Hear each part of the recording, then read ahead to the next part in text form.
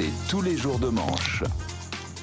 Et c'est tous les jours qu'il est là. Bonjour, Arnaud Demanche avec bonjour. nous. Allez, Salut Arnaud. on va aller vite. On est tous impatients de rentrer chez nous pour préparer le popcorn, les pantoufles en doudou pour le visionnage de ce soir, le Bien prime sûr. de Danse avec les stars, l'affrontement.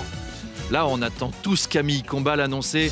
Et ce soir, Inès Reg et Natacha Saint-Pierre vont s'affronter lors d'un duel sur un octogone grillagé, le plus grand combat de MMA depuis Cédric Doumbé contre Baki. Et Natacha Saint-Pierre arrive. Natacha qui vient en roue arrière sur un scooter débridé, qui fait de la fumée avec les pneus. Elle fait le signe de Joule. Talons hauts et robe paillettes. Natacha qui prend le micro, elle s'apprête à chanter une chanson pour Inès Reg. Si tu pouvais mourir demain. Oh là là, la provocation. Et Inès Reg qui rentre à son tour sur le ring. Robe, cocktail et chignon. Inès Reg qui tient 2 pitbulls en laisse, mais sans la muselière. Elle prend à son tour le mic. Je vais te mettre des paillettes dans la vie et des phalanges dans la gueule. Attention, le match s'annonce passionnant. Sachez que la gagnante affrontera Rachida Dati, qui n'est pas là, car elle est en train de crever les pneus de la voiture de Gabriel Attal. On a hâte du prochain round. Arnaud, puisqu'on parle de Gabriel Attal, tiens, il a annoncé la réduction des indemnités chômage. Enfin, on s'attaque aux bonnes personnes dans ce pays. Parce que vous savez ce qui empêchait ce pays de s'enrichir? Bien C'est sûr. les pauvres. Voilà, ça nous fait un bien fou à nous, les honnêtes travailleurs, tous ces pauvres qui touchent des allocations en foutant rien. Vous connaissez ce proverbe zen? Donne un poisson à un homme et il se nourrira une journée.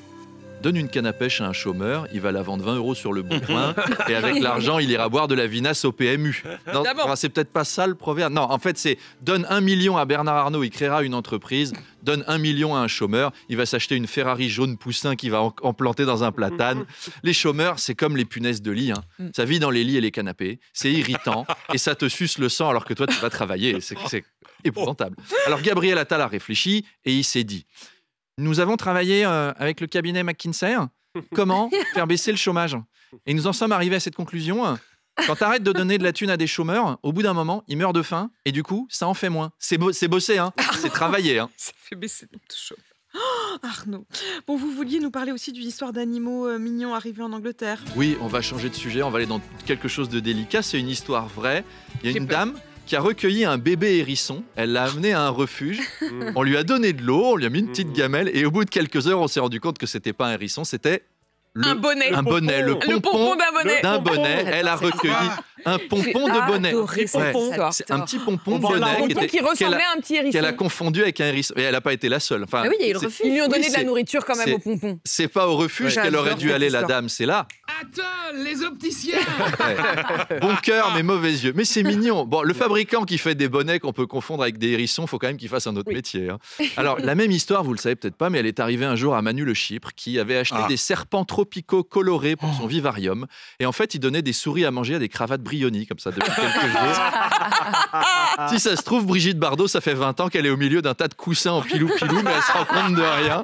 Elle leur donne des croquettes sur le canapé. Allez, Médor, mange. Après, elle va les promener, puis elle gueule sur des femmes en burqa intégral. Rentrez dans votre pays, là. Et en fait, elle hurle sur des parasols repliés de terrasses de restaurants. La pauvre Brigitte. Pour célébrer les 70 ans de la série des Martines, les éditions Casterman sortent cette semaine un nouveau livre, Martine à Paris. Bah ouais, Martine a 70 ans. Voilà, c'est la seule femme de 70 ans. Ah bah oui, mais c'est la seule femme de 70 ans dont le visage est comme ça, éternellement lisse et figé dans la jeunesse. À part Isabelle Adjani, bien sûr. Allez, je vous lis un petit extrait. C'est les vacances. Et Martine a décidé de visiter la capitale, la Tour Eiffel, les Champs-Élysées. Martine arrive à Gare du Nord. Bonjour monsieur, où est la Tour Eiffel? Quel drôle d'énergumène j'ai rencontré là, se dit Martine en enlevant le vomi de vin rouge et de Macédoine que l'homme a projeté sur ses nouveaux souliers. Allez, prenons notre valise et allons voir la Tour Eiffel. Mais où est ma valise? Ma valise! Ma valise a disparu! Monsieur, vous avez vu ma valise? Je ne sais pas où elle est, mais est-ce que tu veux un peu de cette cigarette qui fait voir des belles couleurs? Regarde, j'ai de la poudre magique venue de la colline enchantée de Stalingrad. Non mais merci, répond Martine en montant dans un taxi pour le Trocadéro. Hmm. En descendant du taxi où elle a écouté les grandes gueules pendant 3/4 d'heure, Martine a faim. Bonjour madame, une crêpe s'il vous plaît.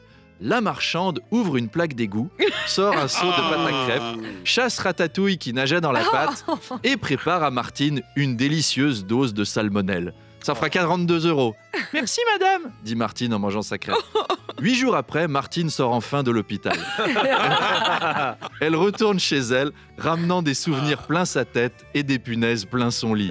Des souvenirs qu'elle pourra raconter à son psy pour les 20 prochaines années. À bientôt Martine, et découvrez le mois prochain Martine et la camionnette mystérieuse de Montigny-lès-Metz. Oh non On va faire tout le tour de France avec des nouveaux albums.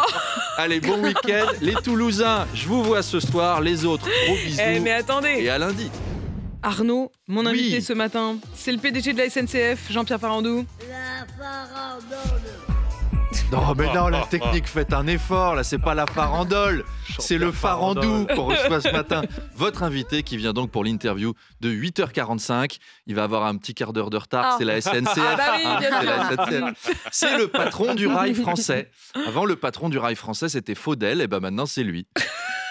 C'est... Ah, du rail français. Mais oui. C'est- Celui-là. Celui-là.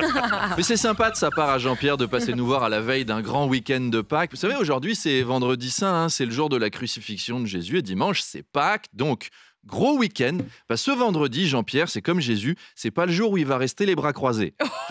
Jésus, à cause des clous. Rapport à la croix. Bah oui, les Bien clous. sûr. Bon, il a du boulot, Jean-Pierre. Néanmoins, pas de méga grève annoncée ce week-end. Par contre, pour les ponts du mois de mai, alors là, attention. Là, pour le coup, Sudrail a prévenu, si la table ronde prévue le 10 avril avec la direction échoue, bah, les week-ends de mai, c'est ça qu'on va entendre dans les gares. Les voyageurs à destination de Rouen, attention, veuillez vous éloigner de la bordure du quai, s'il vous plaît. Voilà, encore un peu. Voilà, encore plus loin. Allez, cassez-vous de notre gare et allez à Rouen à pied maintenant. Mais on peut compter sur Jean-Pierre Farandou pour bien mener les négociations. Il est rodé, hein, il est tellement rodé qu'Emmanuel Macron pourrait le nommer pour gérer le conflit Israël-Hamas, voire la paix en Ukraine, voire même une trêve humanitaire entre Inès Reg et Natacha Saint-Pierre. Ah, Mais demandez-lui comment il résoudrait ce conflit. Tiens, c'est ça qui intéresse les auditeurs. Ça sera Allez. ma première question. C'est ça. Rendez-vous avec JP alors. À tout à l'heure. À tout à l'heure, on vous retrouve avant cela à 8h20. Il est 7h28.